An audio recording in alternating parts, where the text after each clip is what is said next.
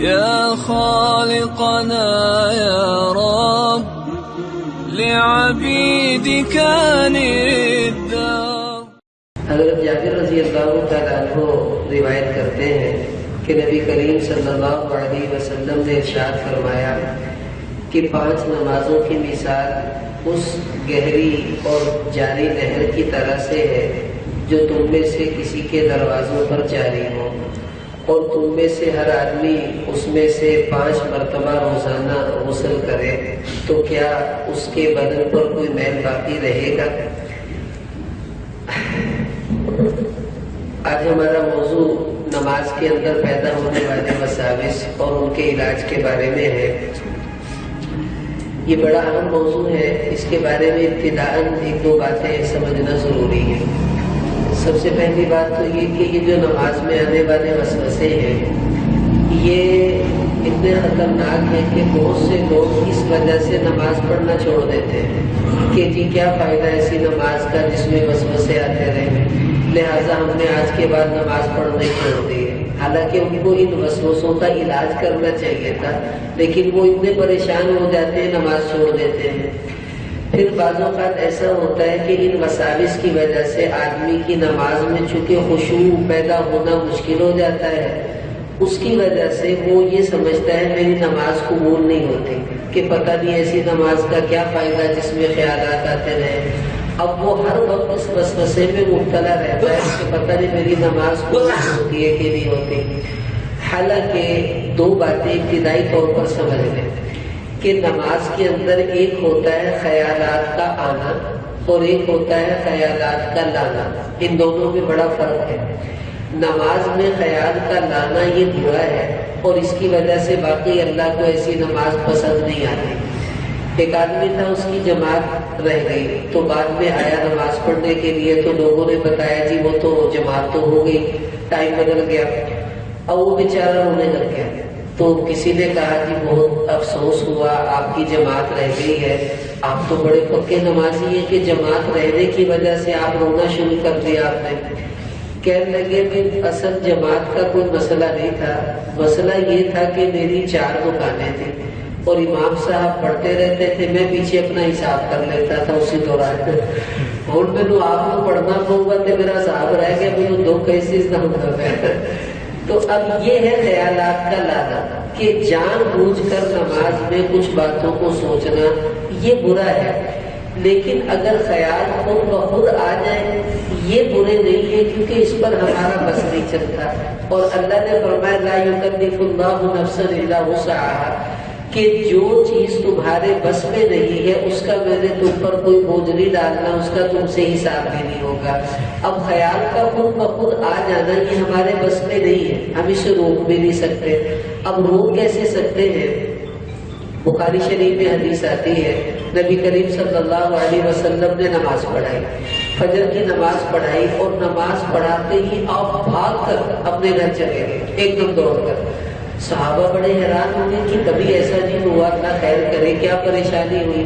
تو جب آپ گھر سے واپس آئے تو آپ نے کیا ارشاد فرمایا کہ ذکرت وانا فی الصلاۃ طبرا فی البیت، کہ اصل میں جب میں نماز پڑھا رہا تھا تو مجھے ایک دم یاد آیا کہ سونے کی ایک ڈلی گھر میں پڑی ہوئی تھی اور وہ میں صدقہ نہیں کر سکا، تو اس لیے میں نماز پڑھا کے جلدی سے بھاگا اور وہ ڈلی لے کر اس کو میں نے اب صدقہ کیا ہے۔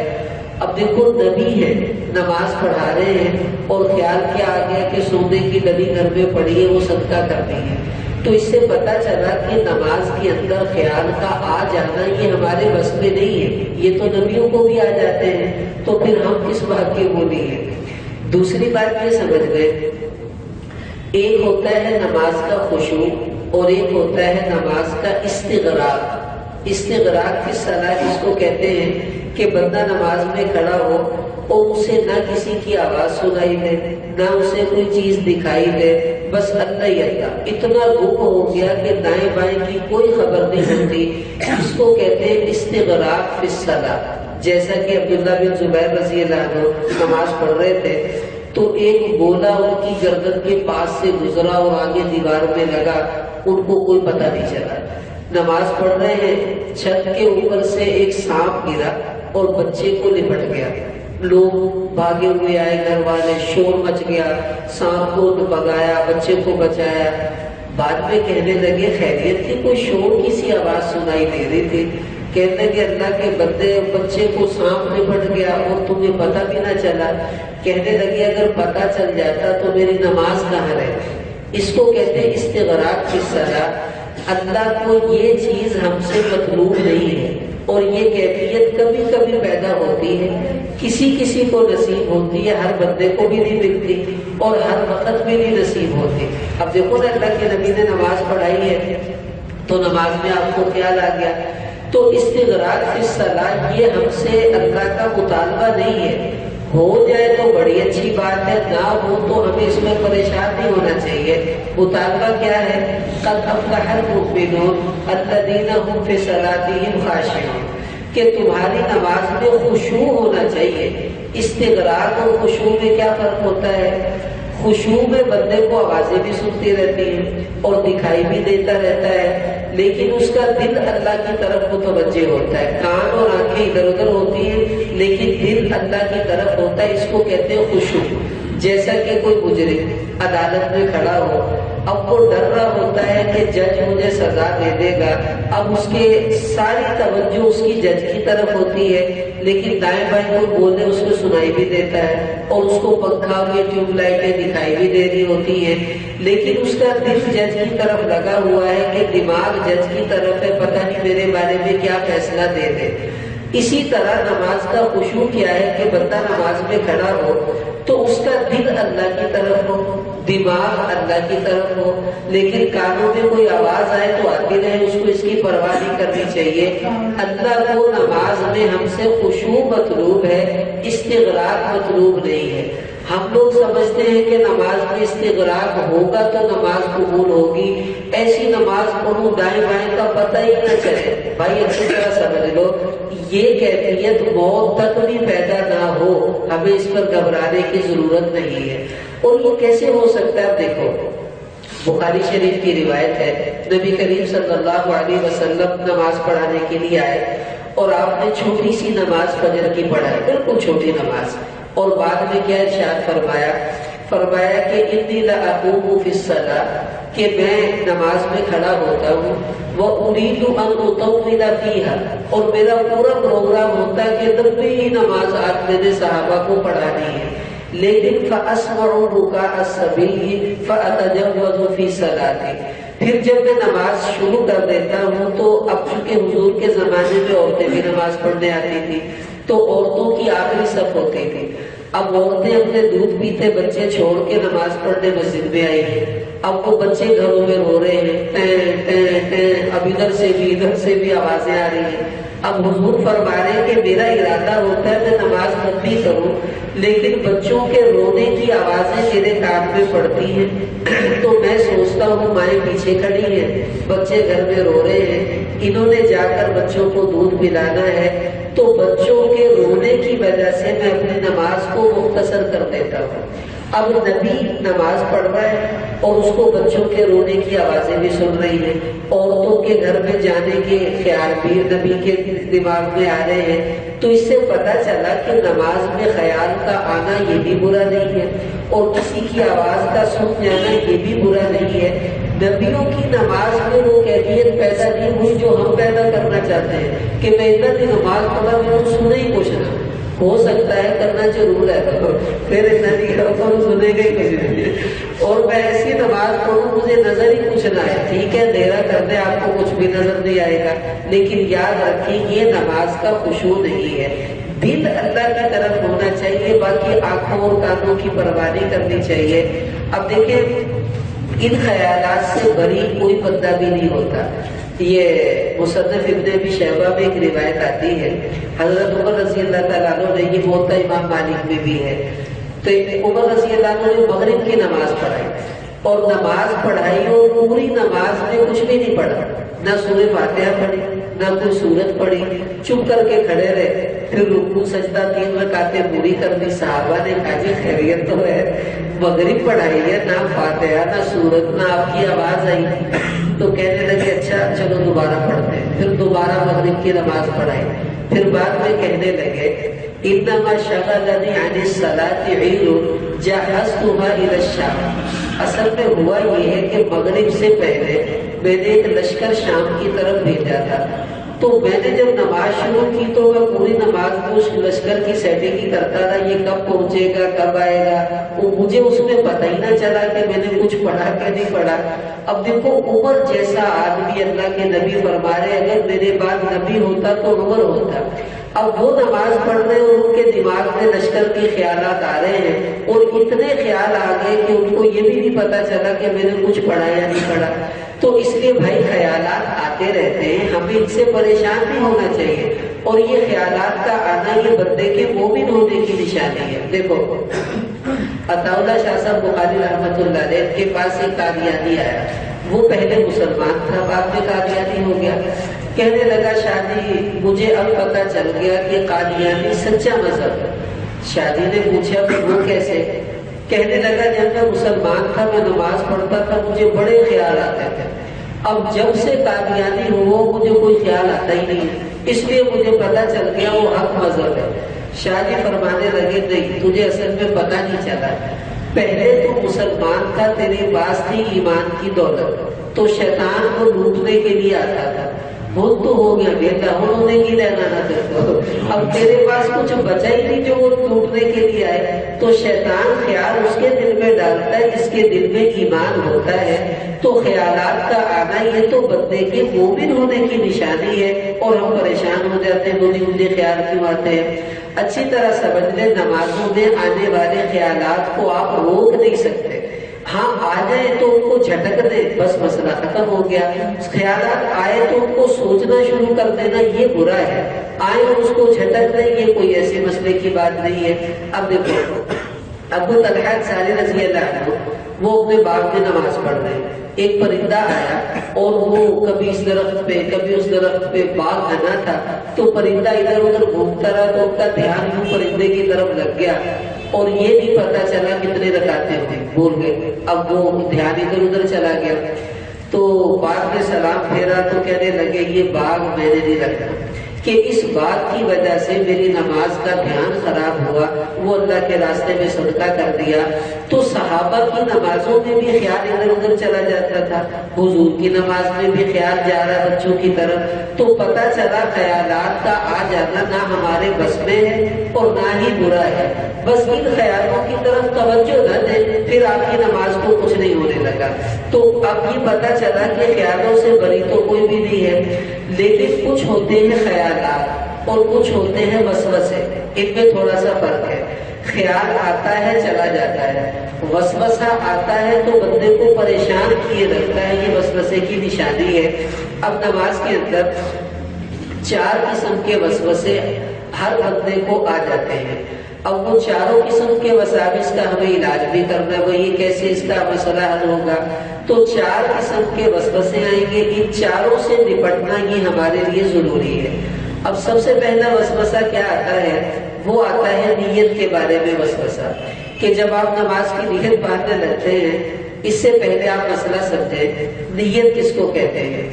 نیت ہے آپ کے دل اور دماغ میں کسی چیز کے وجود کا جو نقشہ ہے اس کو نیت کہتے ہیں۔ مثلا آپ گھر سے آئے ہیں، ابھی ہم آئے تھے تو کیا لینے آئے تھے؟ عشاء کی نماز پڑھنے، اور یہ بھی ہمیں پتہ ہے عشاء کے 4 ہی فرض ہوتے ہیں۔ اب آپ کے دماغ میں یہ ہونا چاہیے کہ میں کون سی نماز پڑھ رہا ہوں، مثلا ظہر ہے، عصر ہے، مغرب ہے، عشاء ہے، یہ پتہ ہونا چاہیے، اور یہ بھی ذہن میں ہونا چاہیے کہ میں امام کے پیچھے کھڑا ہوں۔ بس اسی نیت کو نیت کہتے ہیں، زبان سے کہنا کوئی ضروری نہیں ہے۔ بخاری شریف کی پہلی حدیث ہے انما الاعمال بالنیات، کہ سارے عملوں کا دار و مدار نیتوں پر ہے۔ اب نیت ہوگی تو نماز ہو جائے گی، نیت نہیں ہوگی تو نماز نہیں ہوگی۔ اب یہ جو ہم زبان سے کہتے ہیں کہ 4 رکعت نماز عشاء اور پیچھے امام دے منہ میرا کعبے وال اللہ دے واسطے اللہ اکبر، یہ لفظ نہ تو کسی حدیث کی کتابوں میں ہے اور نہ ہی یہ لفظ کہنا ہمارے لیے ضروری ہے۔ اس کو کہتے ہیں تجدید نیت، کہ دماغ میں جو بات تھی اس کو آپ زبان سے تازہ کرنے کی کوشش کرتے ہیں. یہ برا نہیں ہے، سنت بھی نہیں ہے. اگر کوئی کہہ دے تو جائز ہے، اور اس کو ہم گناہ اور بدعت نہیں کہہ سکتے. لیکن مسئلہ یہ ہے کہ اب شیطان وسوسہ کیا ڈالتا ہے؟ آپ کے ذہن میں جو بات ہوگی اللہ نے فیصلہ اس پر کرنا ہے، جو زبان پر ہوگی اس پر فیصلہ نہیں ہوگا. اب آپ کو یہ پتا ہے میں عشاء پڑھنے لگا ہوں اور آپ کی زبان سے کیا نکل گیا کہ 2 رکعت نماز عشاء اللہ اکبر. اب شیطان کہے گا تو نے تو پڑھنی ہے 4 اور تیرے منہ سے نکل گیا 2، لہٰذا تیری تو یہ نماز نہیں ہوگی. اب بندے کیا کرتے ہیں؟ نیت توڑ دیتے ہیں، پھر دوبارہ کہہ کے نیت باندھتے ہیں. اچھی طرح سمجھ لیں، آپ کی زبان سے اگر کوئی غلط بات نکل گئی، آپ پڑھ رہے عشاء اور آپ نے کہہ دیا 4 رکعت نماز ظہر، تو کوئی بات نہیں. زبان سے غلط لفظ نکل گیا تو آپ کے ذہن میں تو عشاء ہی ہے. تو اللہ نے جو ذہن کی بات ہے اس پر فیصلہ کرنا ہے. آپ کی زبان سے لفظ غلط نکل گیا، نماز کا نام غلط ہو گیا، رکعتوں کی تعداد غلط ہو گئی، یہ کوئی بات نہیں ہے. اس کی وجہ سے نماز توڑ کر دوبارہ نیت باندھنا یہ ہمارے لیے کوئی لازم نہیں ہے. لیکن بہت سے لوگ بیچارے اس وسوسے میں پھنسے رہتے ہیں، نہیں توڑ دے نماز، تیری نماز نہیں ہونی، تیری نماز نہیں ہونی. اگر پڑھ لیتا ہے تو بس گھر جاتے جاتے پریشان رہتا ہے، یار پتہ نہیں ہوئی کہ نہیں ہوئی، میں نے تو ظہر کی بجائے عشاء کہہ دیا تھا، میں نے تو 4 کی بجائے 2 کہہ دیا تھا. آج اگر کہہ بھی دیا ہے تو کوئی بات نہیں ہے. تو خوب اچھی طرح سمجھ لیں یہ وسوسہ ہے، اس وسوسے کو توجہ نہ دیں. جو بھی زبان سے نکل گیا غلط سلط اس کی پرواہ نہ کریں. اگر آپ کے ذہن میں صحیح بات تھی تو بس آپ کی نماز ہوگی، آپ کو پریشان نہیں ہونا چاہیے. دوسری بڑی غلطی ہم سے کیا ہوتی ہے نیت میں، کہ بہت سے لوگ نیت اتنی لمبی کرتے ہیں کہ امام تکبیر اولا چھوڑ نکل جاتی ہے، وہ قرات شروع کر دیتا ہے اور بابا جی نے نیت ہی نہیں مکی. 4 رکعت نماز فرض، نماز ٹائم عشاء تھا تے پیچھے اس امام تے تے نیت اللہ واسطے تے منہ میرا کعبے ہے، اونی دیر میں امام میں پوچھے چل جاتا.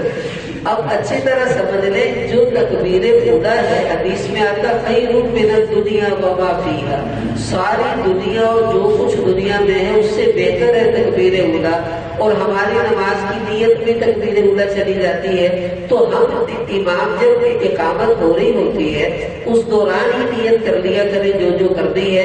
ادھر امام کہے اللہ اکبر، اس کی رے ہو اور ہماری اللہ شروع ہو جائے، ساتھ ہی کہہ دیا کریں یہ تکبیر اولا کا پہلا درجہ یہ ہے. اور ہم نیت کے چکر میں اپنی تکبیر اولا ضائع کر دیتے ہیں. تو ان وسوسوں سے ہمیں اپنے آپ کو بچانا چاہیے.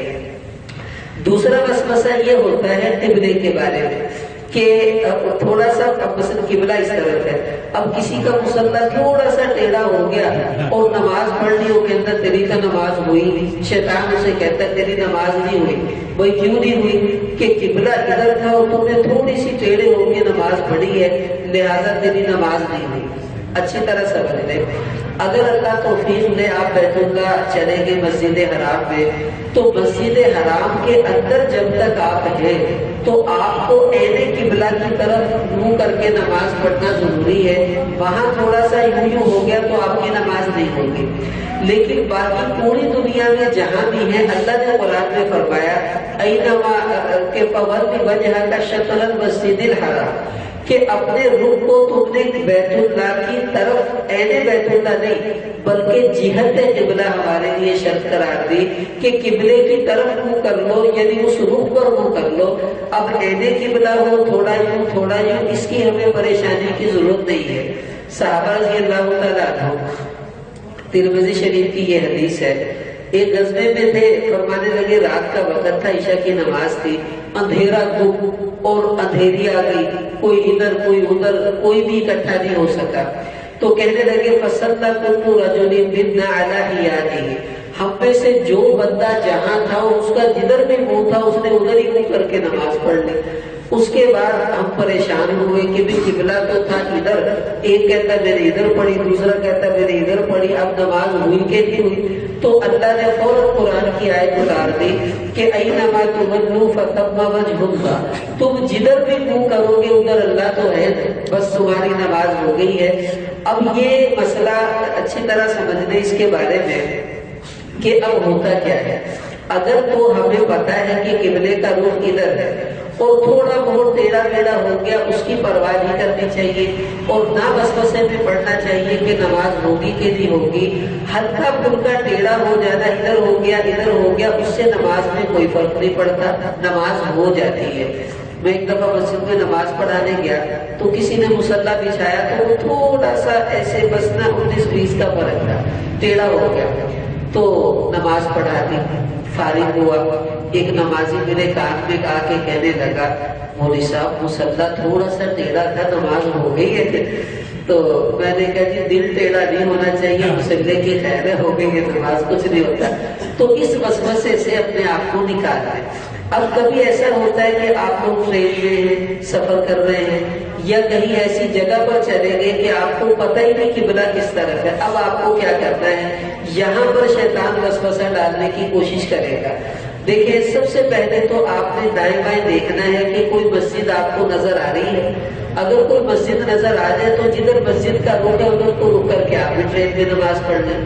اب رات کے وقت مسجد بھی نظر نہیں آ رہی یا دن ہے، دھوپ بہت زیادہ ہے، آپ کو مسجدوں کا رخ معلوم نہیں ہے، تو دائیں بائیں کسی بندے سے پتا کریں کہ بھائی اس شہر میں جہاں ہم جا رہے ہیں تو قبلہ کس طرف کو ہے، وہ آپ کو بتا دے گا ادھر ہے، تو آپ ادھر کو منہ کر کے نماز پڑھ لیں۔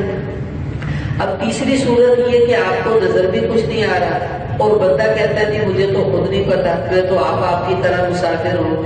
اب آپ کو کیا کرنا ہے، اب شریعت ہمیں حکم دیتی ہے تحری کریں، خود غور و فکر کریں۔ آپ کا جدھر ذہن پکا ہو جائے نا کہ میرا خیال ہے قبلہ اس طرف ہوگا تو آپ ادھر ہی منہ کر کے نماز پڑھ لیں۔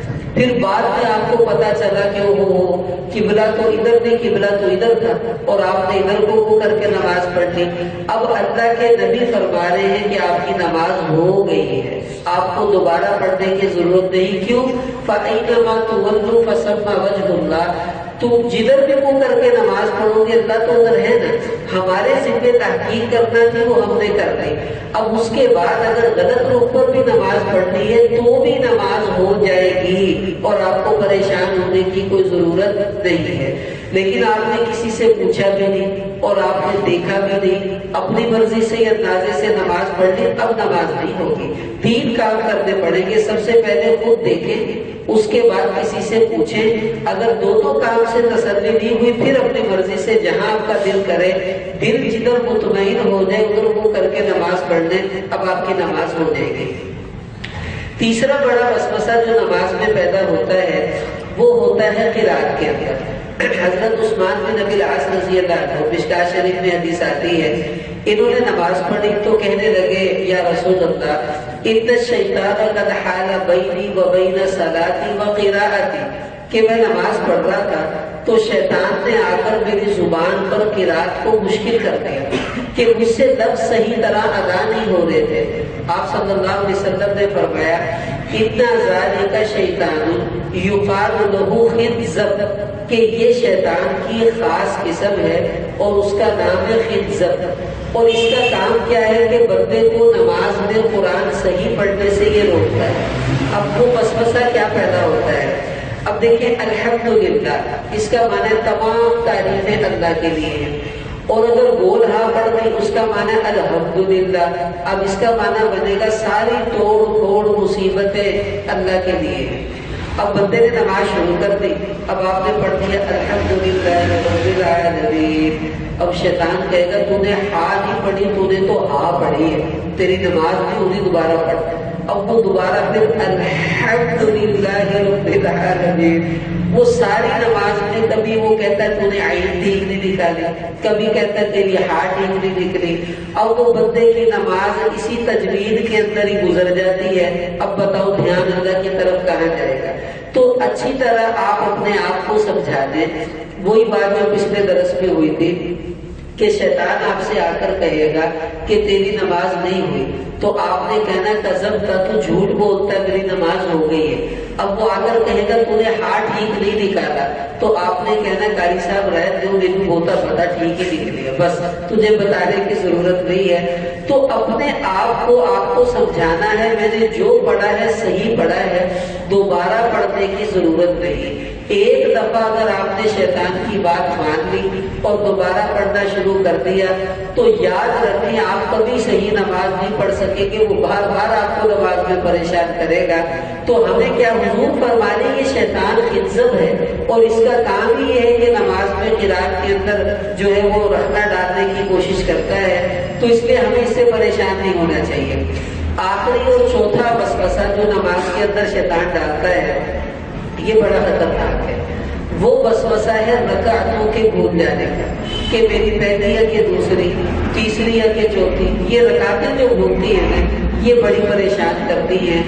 اب اس میں بخاری شریف میں حدیث آتی ہے، حضور علیہ السلام نے فرمایا کہ اذا نودی بالصلاۃ ادبر الشیطان، کہ جب نماز کے لیے اذان ہوتی ہے تو شیطان بھاگ جاتا ہے، اور جب اقامت ہوتی ہے اس سے پہلے پھر آ جاتا ہے، اقامت ہوتی ہے وہ پھر بھاگ جاتا ہے، پھر جب نماز شروع ہوتی ہے وہ شیطان پھر آ جاتا ہے اور آ کر نماز پڑھنے والے کو کیا کہتا ہے، اذکر کذا و کذا، وہ یا تو فلانا فلانا مسئلہ اس کے بارے میں کیا کرنا ہے، وہ فلانی بات اس کے بارے میں کیا کرنا ہے۔ فرمایا حضور علیہ السلام نے کہ آدمی ان خیالات کو سوچتا ہے یہاں تک کہ اس کو یہ بھی نہیں پتا چلتا کب صلی، کہ میں نے کتنی رکعتیں پڑھی اور کتنی رہ گئی ہیں، اب وہ رکعتیں بھول جاتا ہے۔ یہ اتنا اہم اور بڑا وسوسہ ہے شیطان کا، اس میں بڑے رولے ہو جاتے ہیں۔ اب دیکھیں اس میں مسائل ہیں تھوڑے سے، اس کو آپ ذرا توجہ سے سمجھیں کیونکہ یہ ہم میں سے اکثر لوگوں کو پیش آتا ہے وسوسہ۔ سب سے پہلی بات یہ کہ جس بندے کو رکعتیں بھول گئی ہے، اب یا تو یہ زندگی میں پہلی مرتبہ ہوا ہے یا ہوتا رہتا ہے۔ جس آدمی کو پہلی مرتبہ نماز میں بھولنے کا وسوسہ پیدا ہوا ہے اس کا حکم یہ ہے کہ وہ نماز نہیں توڑ دے اور دوبارہ نئے سرے سے نماز پڑھے، ورنہ اس کی نماز نہیں ہوگی، جس کو پہلی دفعہ ہوا ہے۔ اب جس کو پہلی دفعہ نہیں ہوا اکثر ہوتے رہتے ہیں، دوسری تیسری، اب کام شروع ہو جاتا ہے یہ ساری زندگی۔ ظاہر ہے ایک نہ ایک مرتبہ تو ہمیں پہلی دفعہ ہوا ہی ہوگا نا۔ اب جس کی وہ پہلے گزر گئی وہ تو اللہ سے معافی مانگ لے، پتہ نہیں کون سی تھی۔ اب جس کو بار بار یہ مسائل پیش آتے رہتے ہیں اب اسے کیا کرتا ہے؟ اب مثلا میں نماز پڑھ رہا ہوں، اب میں ظہر کی نماز پڑھ رہا ہوں یا سنتیں پڑھ رہا ہوں، اب مجھے یہ شک پیدا ہوا کہ یہ میری تیسری رکعت ہے یا چوتھی رکعت ہے۔ اب مجھے کیا کرنا ہے؟ سب سے پہلے سوچیں توجہ سے، تھوڑا تھوڑا دماغ پر زور ڈالیں کہ میں نے کون کون سی صورتیں پڑھی ہیں۔ آپ کو یاد آ جائے گا کہ یہ صورتیں پڑھی ہیں، لہٰذا یہ چوتھی نہیں بلکہ تیسری رکعت ہے، یا یہ خیال آ جائے گا کہ نہیں چوتھی ہی رکعت ہے۔ تو جو آپ کا ذہن پکی بات کرتے اس کو کہتے ہیں غالب گمان، کہ جدھر آپ کا غالب گمان مڑ جائے کہ نہیں یار تیسری ہی ہے، چوتھی نہیں ہو سکتی ہے، تو بس وہ تیسری ہے۔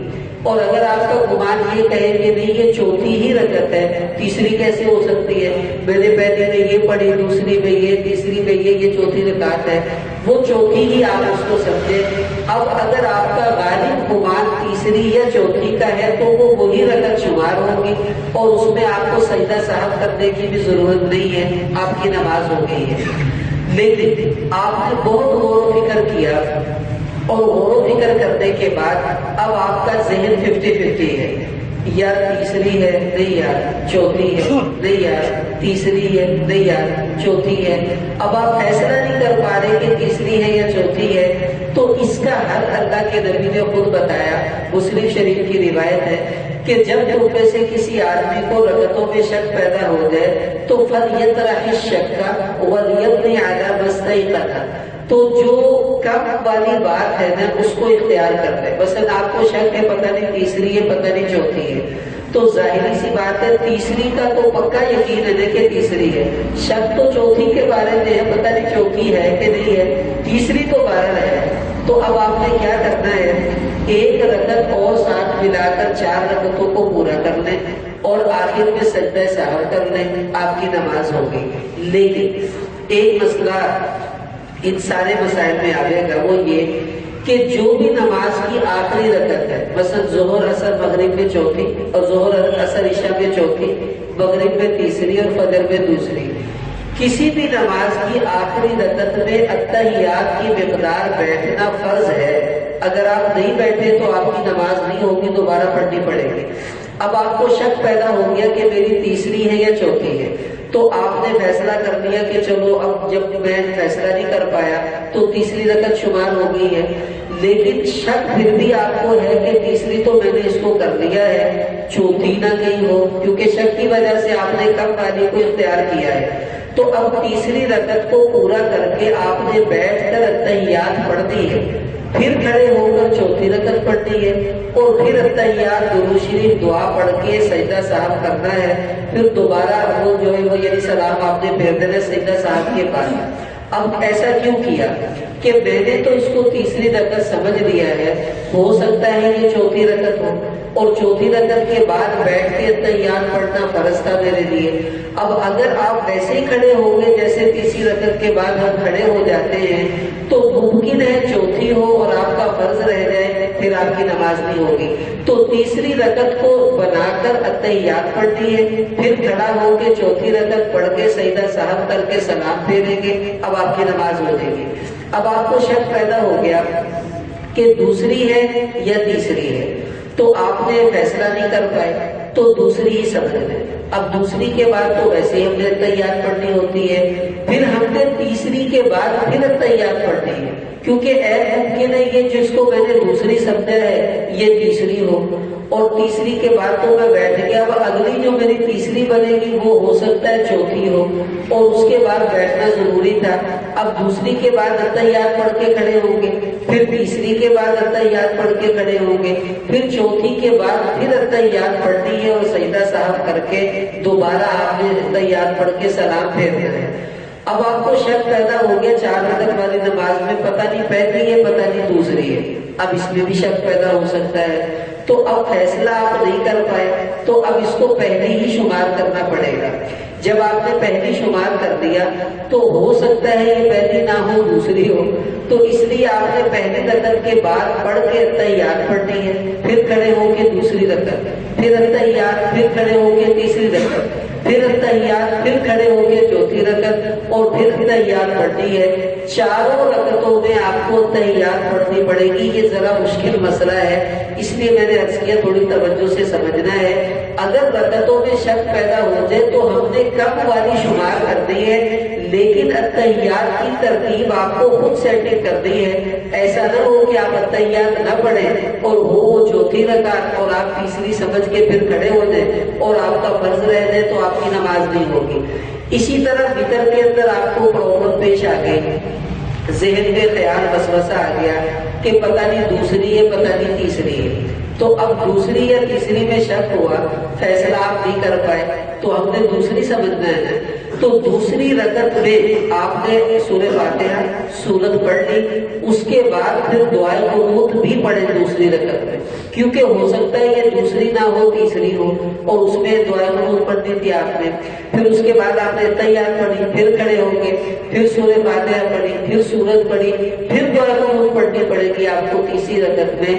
تو اگر وتر کی دوسری تیسری رکعت میں شک پیدا ہو جائے تو دوسری تیسری دونوں رکعتوں میں دعائے قنوت بھی پڑھنی پڑے گی، اس وجہ سے کہ میں نے تو جان بوجھ کر کم سمجھ لیا ہے، ہو سکتا ہے وہ تیسری ہی رکعت ہو اور اس میں مجھے دعائے قنوت پڑھنی تھی لیکن میں نہ پڑھ سکا تو میرا واجب رہ جائے گا۔ اس لیے اب یہ وسوسہ جب بھی پیدا ہو جائے، پہلی دفعہ ہوا ہے تو دوبارہ پڑھیں، اگر بار بار ہوتا ہے تو اپنے ذہن پر توجہ دیں، جو خیال آپ کو پکا ہو جائے اسی پر عمل کر لیں، اگر خیال پکا نہیں ہو رہا تو کم والی رکعت سمجھی جائے گی اور زائد والی ملا کر اتحیات ساتھ ملاتے جائیں گے، یوں آپ کی نماز پوری ہو جائے گی۔ آخری بات اس مسئلے کی ہے کہ آپ نے سلام پھیر دیا، سلام پھیرنے کے بعد شیطان نے کہا کہ یار تو نے تو 3 رکعتیں پڑھی ہیں، پڑھنی تو 4 تھی، تو اب آپ نے کسی وسوسے کا اعتبار نہیں کرنا. جب آپ نے سلام پھیر دیا اور آپ کو یہ پتا ہے میں نے چوتھی پر ہی سلام پھیرا ہے، اب شیطان وسوسہ ڈالے گا تو نے تیسری پر سلام پھیر دیا ہے، تو اس وسوسے کا کوئی اعتبار نہیں، آپ کی نماز ہوگی، آپ کو دوبارہ پڑھنے کی ضرورت نہیں ہے. اگر آپ نے ایک دفعہ بھی دوبارہ پڑھ لی تو شیطان سمجھ جائے گا بھی یہ بھولا بندہ، وہ اگلی نماز سے پھر کہوں گا کہ یار تو مغرب دی ہے تین دی تو نے دو پڑھی ہے، اب آپ کو دوبارہ مغرب پڑھوائے گا. وطر میں کہے گا تو نے تو دو پڑھی ہے تین نہیں پڑھی، پھر دوبارہ وطر پڑھوائے گا. ایک دفعہ اس کے چنگل میں پھنس گئے، دوبارہ نکلنا بڑا مشکل ہوگا. بس وہ تو پہلی باری ابا وہاں نہیں پڑھا، انہیں نیت کر لو کہ اس نے کوشش کرنی ہے نماز میں وسوسے ڈالنے کی، اور ہم نے ان وسوسوں سے پریشان نہیں ہونا. خیال آتے ہیں آپ کو پریشان ہونے کی ضرورت نہیں ہے. بس اتنا ہے دھیان اللہ کی طرف رہنا چاہیے، یہ پتا رہنا چاہیے امام کون سی صورتیں پڑھ رہا ہے، میری کون سی رکعت ہے. اگر اتنا دھیان آپ کا نماز میں ہے تو آپ کی نماز خشوع والی ہی ہے، آپ کو پریشان ہونے کی ضرورت نہیں ہے. اللہ پاک ہمیں عمل کرنے کی توفیق عطا فرمائے. اب کوئی بات کسی نے پوچھنی ہے تو پوچھے. سجدے کے بارے میں ہو جائے انہوں نے دو کیتے ایک کیتا. اگر سجدے کے بارے میں پوچھ رہے ہیں کہ ذہن میں وسوسہ آ گیا، اب وہ سجدے کے دوران آ جائے گا. مثلا آپ سجدے میں ہیں تو وسوسہ آیا کہ یہ پہلا ہے یا دوسرا ہے، تو وہی بات ہے کہ آپ سوچ لیں. اگر فیصلہ ہو جائے تو ٹھیک ہے، نہ فیصلہ ہو تو اس کو پہلا ہی سمجھا جائے گا اور پھر ایک سجدہ آپ اور کر دیں. لیکن اس کے بعد آپ کو سجدے صاحب کی ضرورت نہیں ہے. ٹھیک ہو گیا؟ اب آپ کھڑے ہو گئے، کھڑے ہو کر آپ کے ذہن میں آیا کہ تو نے تو ایک ہی سجدہ کیا ہے. تھوڑا سا دماغ پر زور ڈال دیں کہ ایک کیا ہے کہ دو کیے ہیں. اگر آپ کے دماغ میں یہ آ گیا کہ نہیں دو ہی کیے ہیں تو بس وہ دو ہی تھے، آپ کو کچھ کرنے کی ضرورت نہیں ہے. اور اگر ذہن میں یہ آیا کہ نہیں یار واقعی میں نے ایک ہی سجدہ کیا ہے، دو نہیں کیے، تو اگلی رکعت میں آپ دو کی بجائے تین سجدے کرتے ہیں. ایک وہ پچھلے والا، کیونکہ دونوں سجدے فرض ہیں. تو اب وہ ہوا کیا ہے کہ آپ نے فرض کو تھوڑا لیٹ ادا کیا ہے، کر دیا ہے، تو فرض میں تاخیر کرنے کی وجہ سے سجدہ صاحب واجب ہو جاتا ہے. اب آخر میں سجدہ صاحب کر دے تو نماز ہو جائے گی. لیکن اگر آپ کو پتا تھا میں نے ایک ہی سجدہ کیا ہے اور پھر آپ نے وہ سجدہ اگلی رکعت میں نہیں کیا فالتو اور سلام پھیر دیا، اب آپ کی نماز نہیں ہوگی. کیوں؟ اب آپ کا فرض رہ گیا ہے، اور فرض رہ جانے کی وجہ سے نماز نہیں ہوتی، چاہے جتنے مرضی سجدہ صاحب آدمی کرتا رہے.